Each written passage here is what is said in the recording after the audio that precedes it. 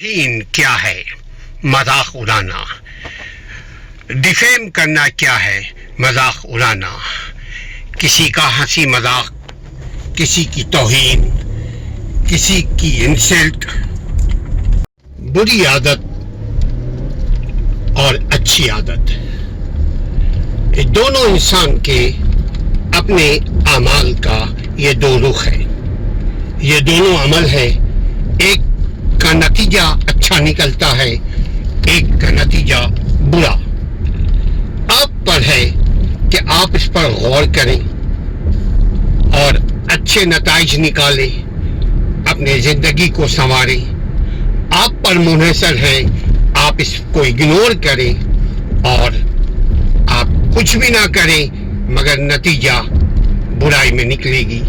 لہذا کسی کا مذاق، کسی کا ٹھٹا، کسی کی انسلٹ، کسی کی غیبت، کسی کی برائی اس کے پیٹھ پیچھے ہو یا اس کے سامنے اس کی توہین کی جائے، ہر صورت میں آپ ان چیزوں پر غور کیجئے کہ یہ اعمال کے نتائج کیا نکلیں گے. کیا اس سے اللہ راضی ہوگا؟ کیا اس سے بندہ راضی ہوگا؟ کیا رشتے بچیں گے؟ کیا یہ اچھائی کی طرف لے جاتی ہے؟ اس کا نتیجہ برائی اور خسارہ پانے والوں میں شمار ہوگا. غور کرنے کی ضرورت ہے. ہم انسان ہیں، ہمیں اللہ نے سوچ و فکر، دل و دماغ دیا ہے کہ اس میں سوچیں، فکر کریں، غور کریں، نہ کہ جانوروں کی طرح اپنے زندگی کو گزارے.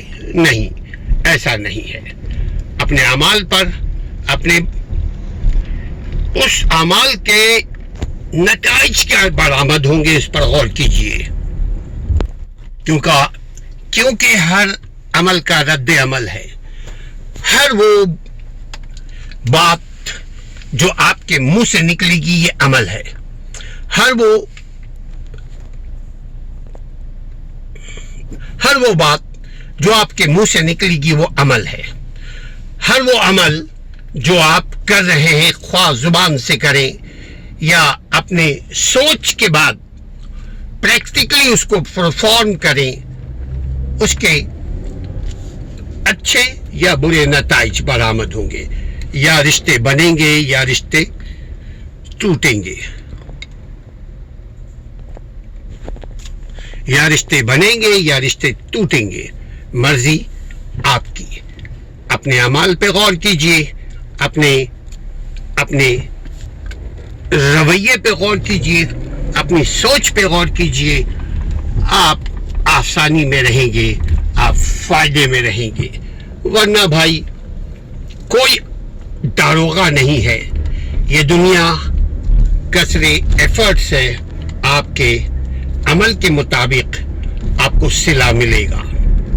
کسی کی توہین آج آپ کر رہے ہیں، انتظار کیجئے کہ جب سورج ڈھلے گا آپ کی طاقت ختم ہوگی، آپ کی طاقت کنورٹ ہوگی، آپ کی طاقت ریورس ہوگی، آپ کی طاقت چینج ہوگی. تو پھر جو چیز آپ نے کی اگر توبہ نہیں کیا تو اس کا انجام بھگتنے کو تیار رہیے گا. بات صحیح ہے اسی لیے کڑک ہے، بات سخت ہے.